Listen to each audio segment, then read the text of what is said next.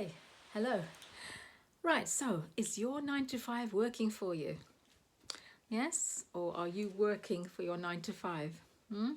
Is your 9 to 5 job serving you? Is it helping you in any way? Helping you to feel good about yourself? Is it helping you to grow? Is it helping you to come alive? Right? Or are you, you know, looking out the window thinking, I wish I was outside. Beautiful sunny day here in the UK. It's been sunny for a good while here in Maine, the UK. Fantastic. And, you know, being self employed, I finished early today.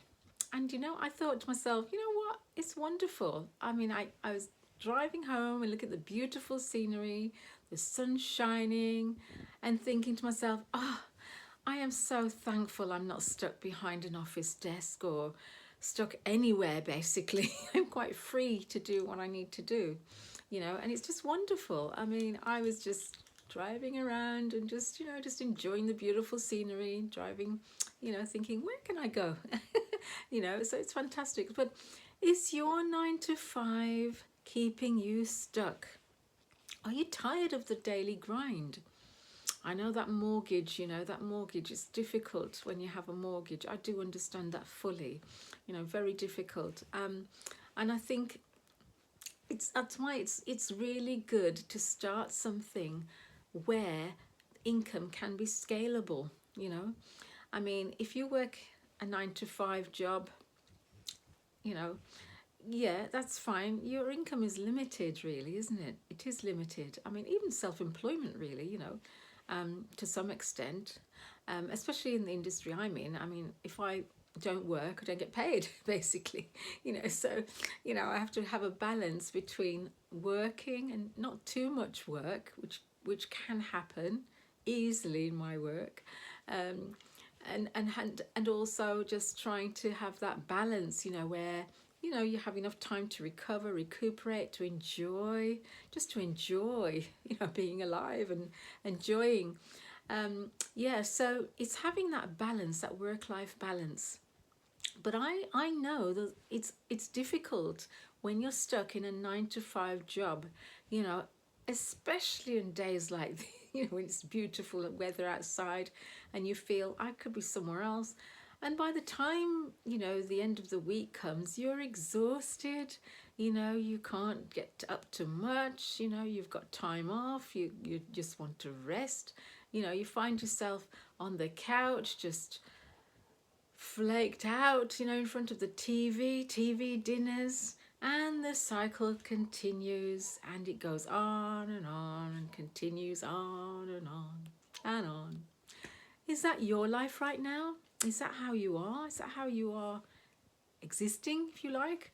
You know, I mean, don't get me wrong, 9 to 5 can serve its purpose, obviously. It provides stability, it provides an income to pay that mortgage, to pay those bills, but is that all there is to life, yes, sure, of course they need to be paid, of course bills need to be paid, of course, but surely think about it, it's the time that we're giving to these jobs, and usually it's the prime time of your life, the prime, you're in your prime when you're working, and then do you want, by the time you stop working or you decide to stop working, that you're exhausted, you can't do anything, you find yourself ill?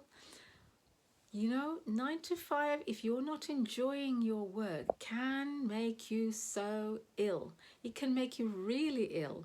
It can make you can start to feel physically ill if you're not enjoying your work. Work takes up a huge amount of our time, 9 to 5 every day. Sometimes it's even longer, isn't it? If you're doing overtime and whatever else. Some people have 2 jobs, um, so yeah, it can make you very ill if you're not enjoying your work, if you're not enjoying the people you're working with, if you're finding it difficult, if you're an introvert and you're in a large office environment, for example. That can be tricky. It can be difficult to try and navigate through all that, through those, the daily grind. There's the work, and then of course there's the people at work, pretty often it's just a bunch of random people thrown together, you know, and you're expected to just get on with it, get on with the work, you know, somehow. And there can be stresses at work, can't there? There can be tension, you know, especially if you don't see eye to eye with another colleague. You see things a different way, you know, which we do, you know, people do, you know. So it can be difficult, and if that is sustained over years, if you happen to be in that job for years, you know, it can take a tremendous toll on your body, on your mind. You know, there are a lot of people off work, sick, with things like anxiety and depression. Yeah, why do you think that is? Anxiety and depression, stress. You know, it's one of the reasons is that there is a lot of overwork happening. Pretty often people are doing the work of two people, because if someone leaves the job, then a person that is an employee that is remaining is expected to cover for that other person. So wait a minute, if they needed two people to do the job in the first place with two salaries, I hasten to add, how come now we're just going on, you know, we're managing with one person doing two jobs for one salary? How does that work? Huh? And sometimes, you know, that's sustained. You know, it's supposed to be a temporary situation, but this temporary situation can last quite a while, too long. And then, you know, eventually this takes a toll on the body, doing the job of two people. Think about it, people. You're doing the job of two people. One salary, two people. One salary. Think about that. What kind of situation is that to be in? That's stressful, huh? That's just begging for sickness, you know, especially if it's sustained. Um, so really, if you're in that kind of situation where you are doing the work of two people, one salary, you know, think very, very carefully about what, you know, the implications for your health, the implications for your mental health, the implications for your physical health. You know, it's not a good thing to do. Once you lose your health, you lose everything basically, because even if you've got all the money, all the money in the world, basically, if you don't have your health, it ain't worth nothing to you, because once your health is touched, you don't experience life in a pleasurable way necessarily, especially if you're in a lot of pain. Right? So you may have the nice house, you may have, you know, the money in the bank, but you can't enjoy it. What is the point of that? You know, making sure that your health comes first. You know, if you do find yourself in a situation like that, I know it's exhausting because you're doing two jobs, one salary. It's exhausting, but try to make some time when you have some time off, weekends maybe, if you have some time off, try and find yourself a side hustle that you can develop in the meantime to ease your way out of that situation, because that for sure is not a good situation to be in. I've seen far too many people suffering from stress, anxiety, and partly is because of stress from work, the workplace, doing the job of two people. I've had a few clients doing the job of two people. It is not fun. It really takes its toll on the body. It affects you mentally, physically. You know, the muscles store the tension. You know, some people, it's really, really tough. It's like cardboard, you know, the flesh doesn't depress. It's so tight.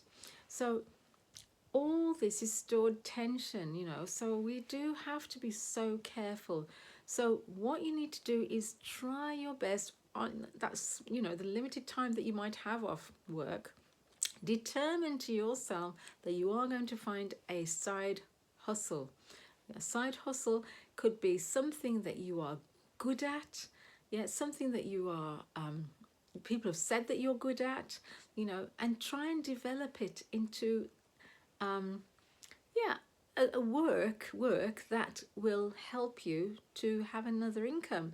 And eventually you might be able to replace that work that you're doing, the 9 to 5. I mean, or you could try and do an evening class. I know it's tough because you're already overworked, but you know, or you could just try and look for another job until, and then, you know, if you can simplify your life, instead of doing, if you find yourself in the situation where you're working for two, you know, doing the job of two people, I would suggest try and find a different job, at least, where you're doing the work of one person, so that you will have time to develop a side hustle. Yeah, it's not sustainable, people, to do that. It really isn't. You know, and although you think you're going on, all this tension is being stored in your body. Yeah, it's not good. Not to mention the mental health, you know, the implications, mental health. Too many people off work with stress, too many people off work with depression, far too many people off work with anxiety. You know, I've met people who can't even come out of the house anymore because of the anxiety that this work situation can create. And it's not just, as if that's not enough, it's not just the work of two people that we have to be very careful of. But obviously, if you're in a situation where you're not getting on with your work colleagues for whatever reason, that can create a lot of tension, right? And it's stored, it's built up. It can lead to anxiety. Like I say, I have met people that are afraid to come out of their house now because of anxiety. They have been worn down by the situation. The nervous system has basically been worn down. They are you know, just afraid to come out of the house. They have a fear of coming out of the house because of anxiety. That's not a good situation, right? And it's not a good situation to be in. So don't let it get to that point. Take action while you can. Get out of that job. If you have to, find another job that is simpler, but you can still pay your mortgage, your bills, yeah?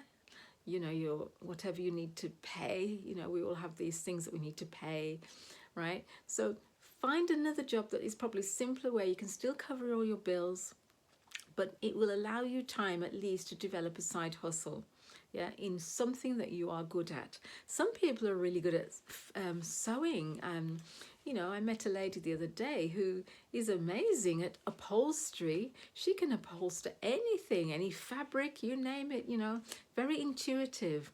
And she does that from home quite happily, so, and it's covering her bills. She's managed to replace her income, you know, from her work, the other work that she did. So, you know, don't take these things for granted, these skills. If you have a skill like that, see how you can put it to good use for yourself, right?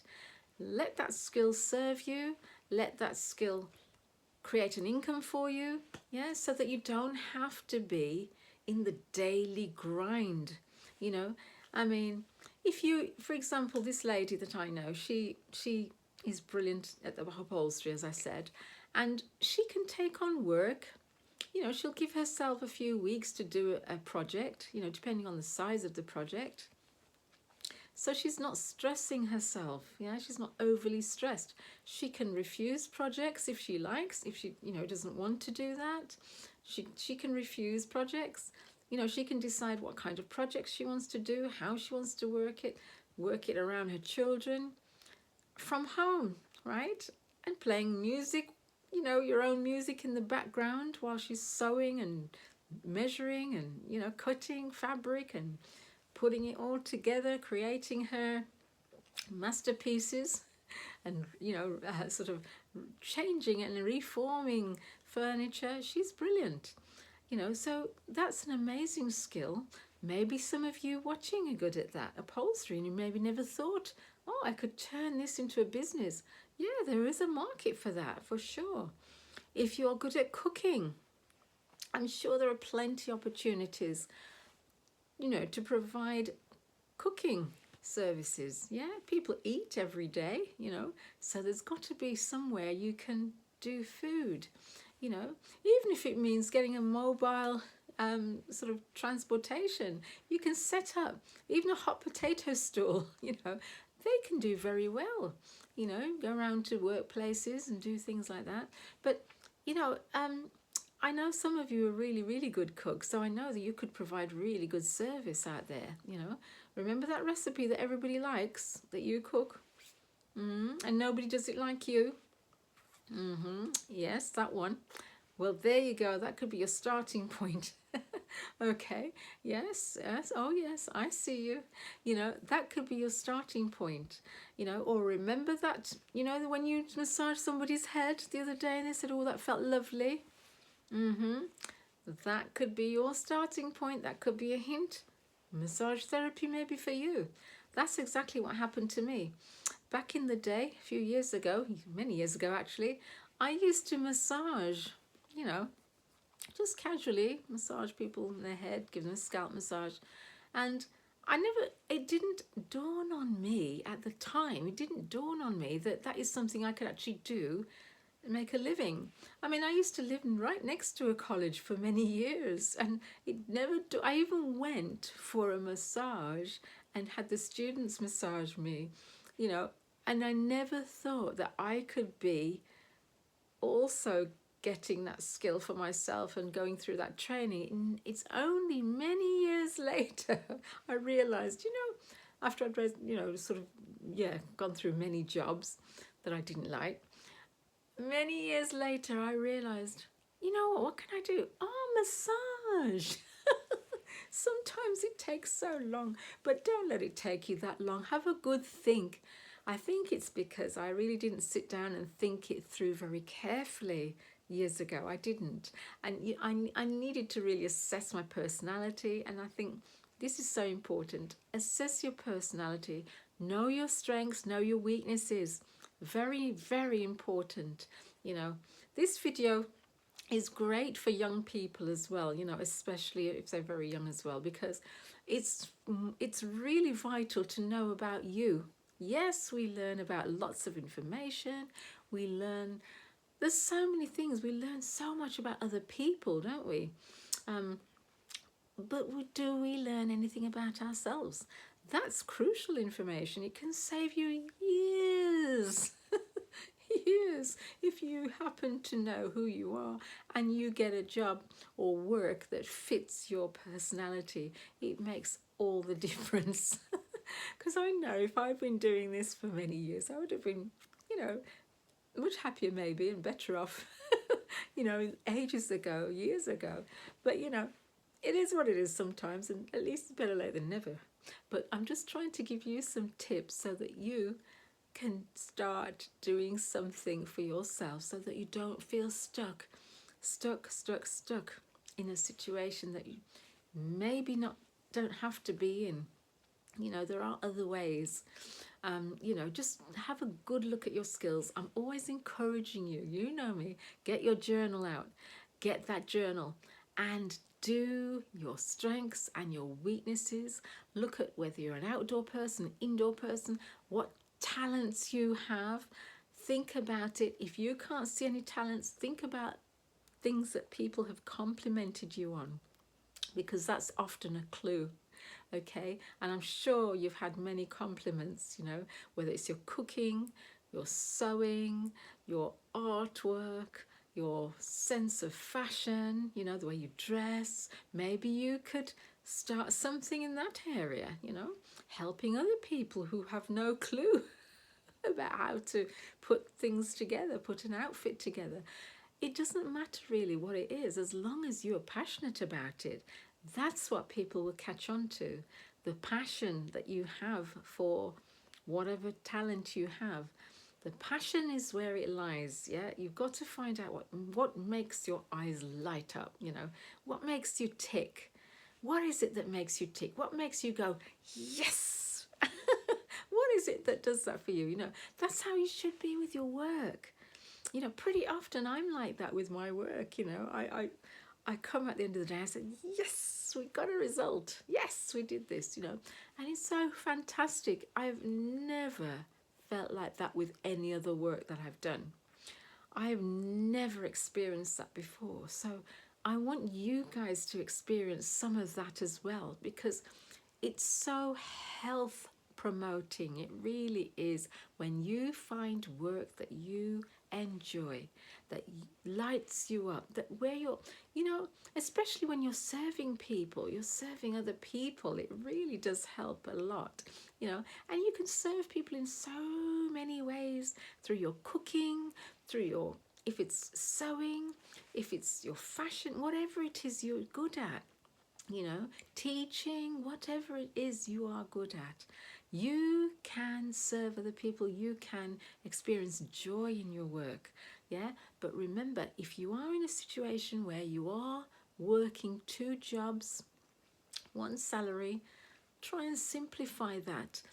If it's not rectified by your workplace, look for another job that's simpler, where you can still cover your bills, but you have time to develop your hobby so that you can eventually replace that income. Yeah. So let me hear in the comments if you found this useful. Okay. I want everybody to win, right? We don't have to be suffering. Okay. So I'll see you in the next video.